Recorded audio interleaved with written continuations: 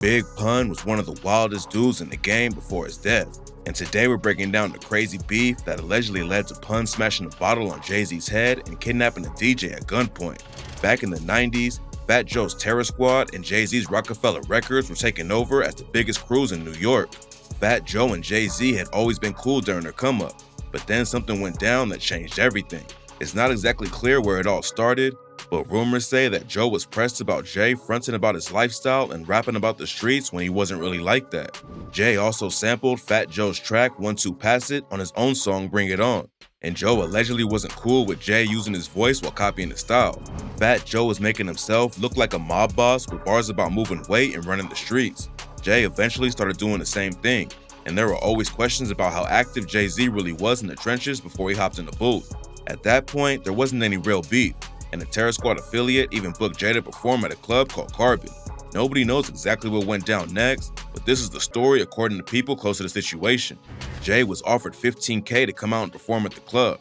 He was all about it at first, but that night, he never got on stage. His Rockefeller crew were all there rolling deep, but it's not clear if Jay ever even showed up to Carbon. Some people say he was chilling in a side room and decided that $15K wasn't enough for him to perform, but others claim he just no-showed on Fat Joe and the Terror Squad. When Terror Squad found out that Jay wasn't going to be hitting the stage, the whole situation got crazy.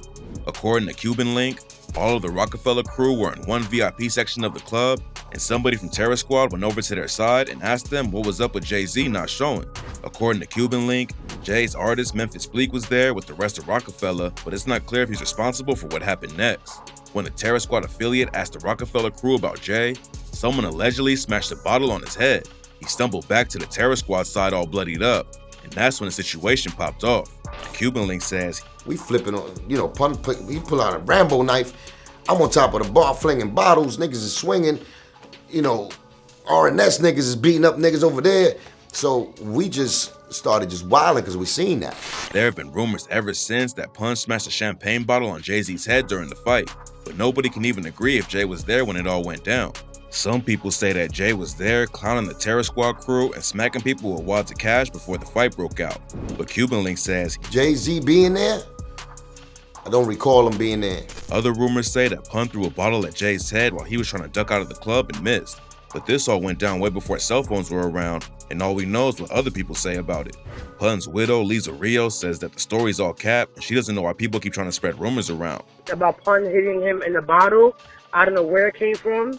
I don't know why they keep bringing it up or keeping it alive, because the truth was, it wasn't the truth. But Pun's homie Noriega claims Pun was football tackling all them niggas. Like, Pun was tackling them niggas, and he was hitting niggas in the head with a bottle. Noriega says he wasn't there that night, but he was super tight with Fat Joe, Pun, and all of them, so he probably got the story straight from the source.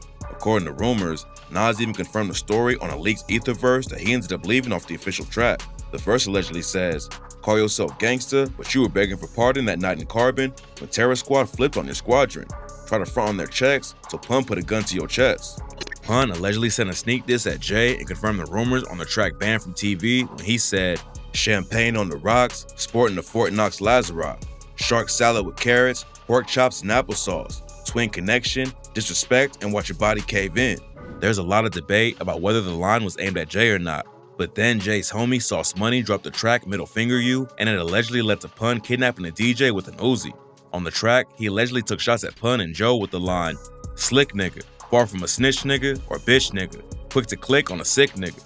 Where it's at, nigga, roam with the chrome, nigga, bad nigga, bad against your dome, nigga, I'm that nigga, one you can't even crush." At the time, there were rumors flying around that Fat Joe had Big Pun writing his bars for him, and Sauce Money allegedly dissed him over it with, "Confused niggas bust guns and aim to duck.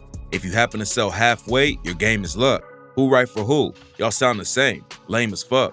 Sauce Money says that the track wasn't aimed at anyone, and he doesn't know why Pun and Joe took it as a diss. But according to rumors, there was a way crazier version of the track where Sauce threatened Pun's family and took all kinds of wild shots at him.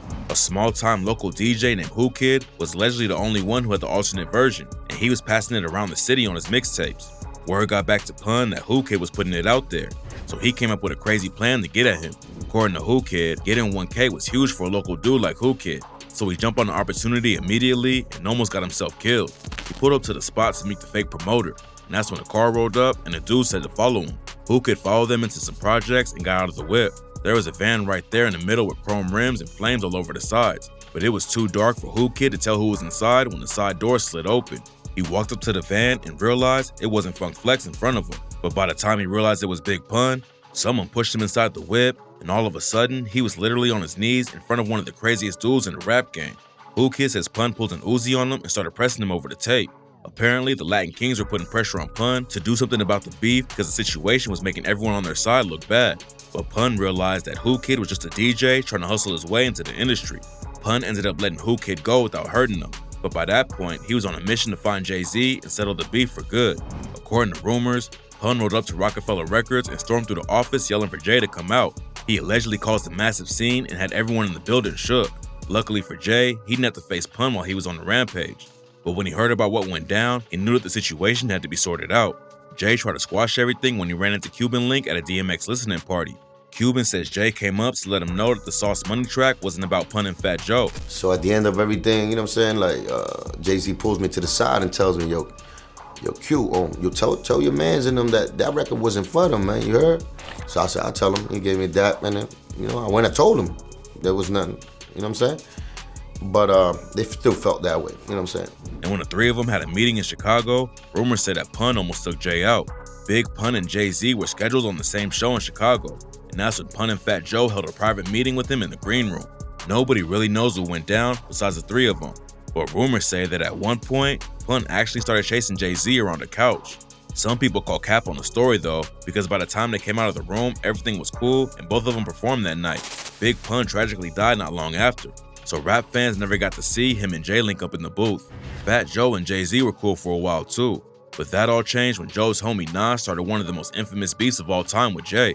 While Jay and Nas were going back and forth, Joe allegedly sent a couple sneak disses that haven't been confirmed. But even if he wasn't out there dissing Jay himself, he was always standing right next to Nas and made it clear which side he was rocking with. Then in 2004, Jay and Fat Joe's beef picked up again after what went down at Rucker Park in Harlem. Rucker Park is a legendary basketball court where rappers would put together teams and compete in a massive tournament.